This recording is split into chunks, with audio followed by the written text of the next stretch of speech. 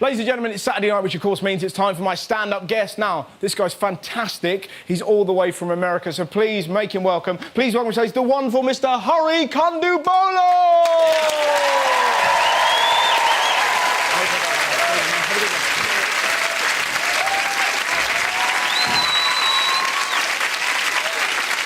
Hello.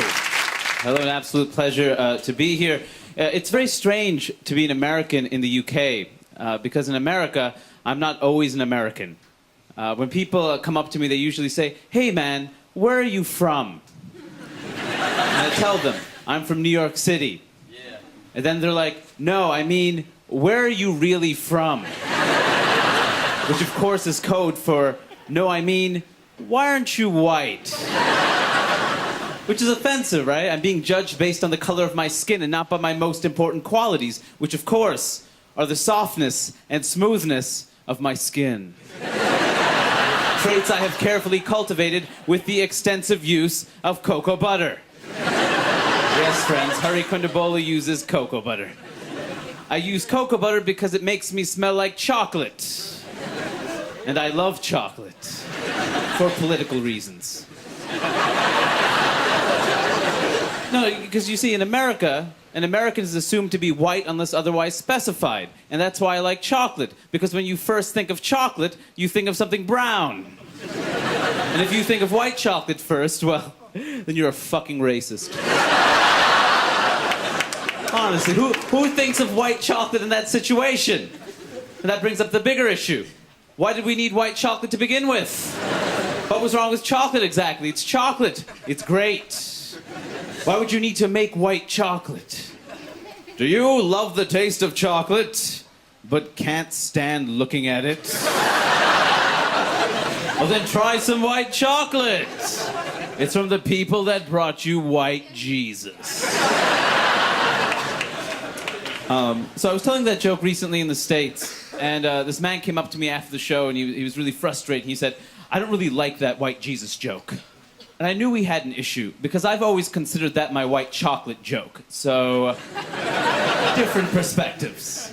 And I asked him, "Okay, what issue did you have with my joke?" And he's like, "Well, I don't agree with you. I think Jesus was white." Well, that's fine. You can believe whatever you want to believe. Look, I don't believe in gravity, but you don't see me flying. You can believe whatever you want to believe, but the facts are the facts. Both Jesus' parents were from the Middle East. For all intents and purposes, they were brown. And two brown people cannot create a fucking Swedish tennis player. He cannot look like that. He looks like Bjorn Borg for no reason. It's impossible. And then he said, "Look, I'm not an idiot," which was debatable at that point in the conversation. Look, I'm not an idiot. I understand what you're saying. But here's the thing. His mom, Mary, right? She was from the Middle East. She could be brown. But his father, as we all know, God, was white. Now, I really should have walked out of the room at that point. But I didn't. Because I wanted to know how this future joke was going to end. I'm like, what you're saying is crazy. You do realize this, right? Mixing brown with white does not create white. Any child or racist could tell you that. That's not the way it works. I was in India recently with a friend. We went to this museum in Hyderabad, and we saw this exhibit about ivory. And on one of the shelves, I saw elephants carved out of ivory. Did you miss it? Elephants carved out of ivory. And the name of the exhibit wasn't World's Most Ironic Deaths. I was stunned. My friend turned to me and he's like, "This is crazy.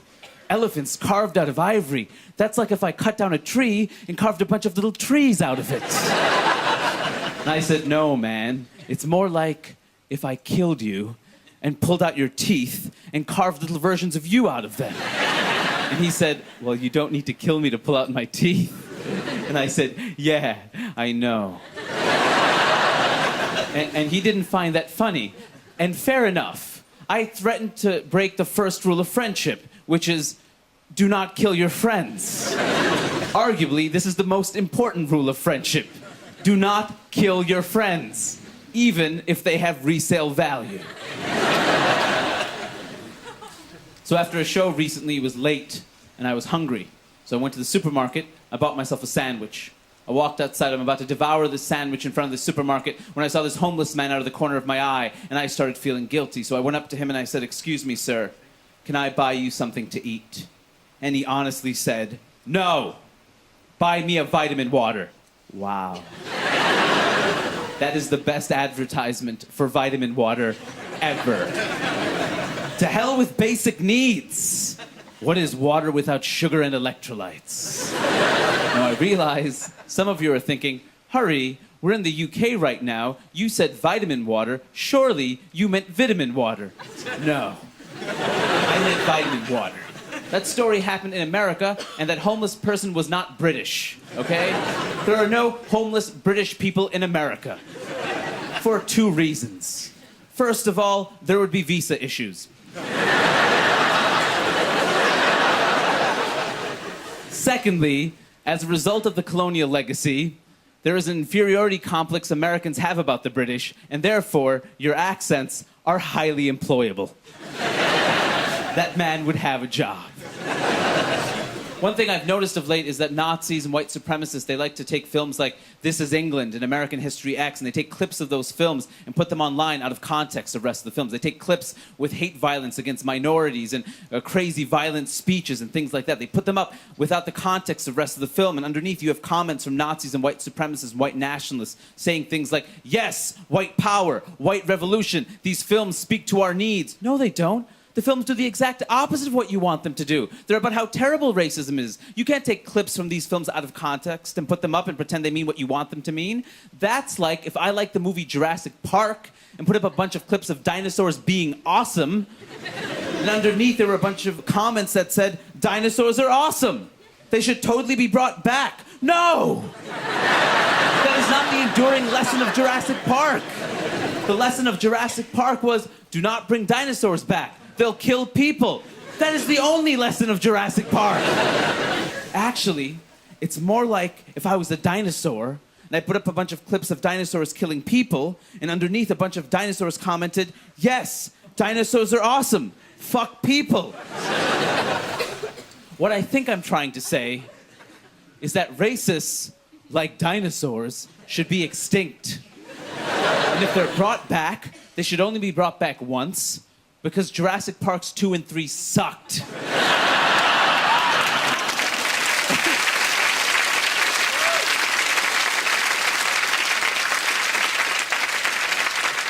Some of you thought that was a joke about racism.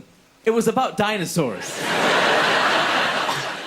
I lived in the UK once before. I lived in London a couple of years ago, and this is probably the strangest thing that happened during my time there.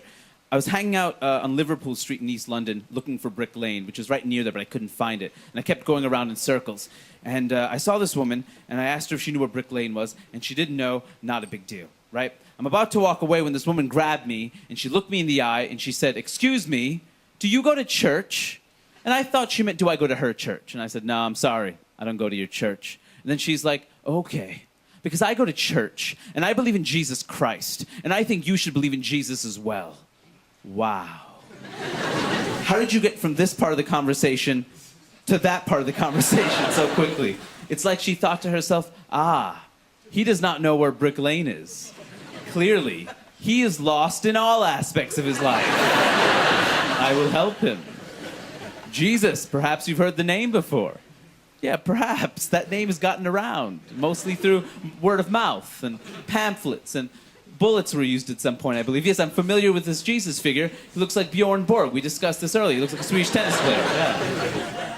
No, I think she meant well, but it was kind of annoying, and I wanted to end the conversation, but I wanted to be polite. She was being nice enough, and I said, "Excuse me, miss. Thank you very much, but I'm a Hindu. All right? I'm taken. All right? I have a box to check." And it didn't matter. And I know it didn't matter because she said, "It doesn't matter. It doesn't matter what you are or who you are. Jesus loves you. Jesus loves me. Jesus gives me strength. Jesus gives me direction." Oh, okay. Well, then can you ask Jesus where Brick Lane is? Because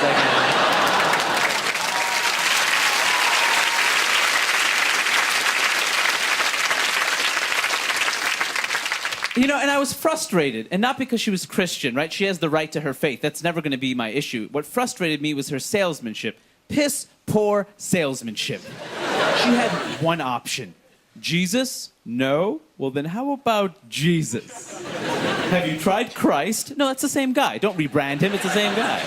Now, Hindus aren't supposed to convert people, but if we were, at least we'd have some options. At least we'd know how to sell God. Hey, man, let me ask you a question. You like elephants? Oh, you do? Like an elephant guy right here. Ganesha, you like elephant guy? Right, it's amazing. Get you difficult times. Oh, cool, cool. Maybe elephants are not for you. Maybe they're scary. But you like monkeys? I got monkey guy, right? Monkey guy right here. He can fly. He can change size. No, he can carry mountains. No, not for you. Okay, that's cool. That's cool. Let me. You like the color blue? You do like the color blue. Well, I have a special discount. 3 for 1. Vishnu, Rama, Krishna. 3 for 1. Just for you today. Okay, I'm not gonna push it on you. I want you to think about this. You like warranties? You like lifetime warranties, reincarnation, infinite lifetimes warranty. No? Well, then how about some weed? You want some weed? Weed wins again, as she always does. Before I leave tonight, I want to talk about the Islamic Community Center that's being built a few blocks from Ground Zero, or as it's being referred to in tabloids around the world, the Ground Zero Mosque. Now, the first issue is that it's not a mosque. It's actually a community center open to the general public, right? It is not a mosque. It's open to everybody. And just like any community center, it's going to have basketball courts and swimming pools and ping pong tables. So it's weird to hear people say things like, they're building a terrorist haven right next to Ground Zero. A terrorist haven? What kind of terrorists play ping pong? What are you imagining happening at this community center? Yes. Yes, Sears Tower, good idea. Yes. Yes, Empire State Building. Should have thought of that sooner. Yes. Yeah, wait. One more game. Yes. Yes. What do you want to play to? We'll play to sudden death. Haha. I mean, what do you think? It's a community center. What do you think is happening? So I went to this party recently. People have been drinking, and you know when people get drunk, they become a bit more honest, and sometimes honesty sounds racist, sexist, homophobic, etc., right? And so the party's going along, and we're getting drunker, and I hear this man say, that Ground Zero mosque they're building, they're terrorizing Americans. It's just awful, right? So I go up to this man, and I say, hey, man, I just want to say, it's not a mosque. It's actually an Islamic community center. And even if it was a mosque, you know what? That would be okay, too. And then he turned to me, and he said, well, you're just saying that because you're a Muslim. And I said, actually, I'm not a Muslim. I'm a Hindu. And he's like, well, that's like the same thing. And it's not the same thing. The first clue is that there are 2 different words. Also, Hindus and Muslims have been killing each other for hundreds of years. So I explained that to him, and he said, well, I'm sorry, but you have to admit, you look like a Muslim. Fair enough. I was wearing a Weezer t-shirt and Converse sneakers at the time, which all Muslims wear at all times, regardless of context. What I actually told him was, here's the thing, man. Islam is perhaps the most racially diverse religion in the world. So technically, white man, you also look like a Muslim. I thought that was really clever. He did not. Because he said, I'm a Christian, idiot. And I said, yes, you are a Christian idiot.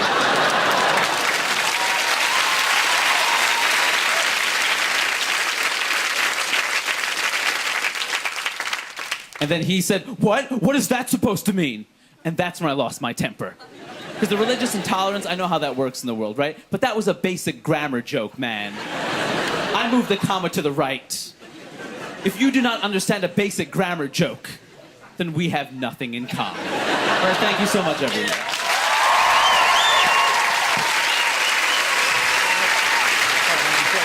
Ladies and gentlemen, please give up for Kondabolu. There you go. Excellent. That is the end of this week's Good News. I hope you have a fantastic Saturday night. Farewell.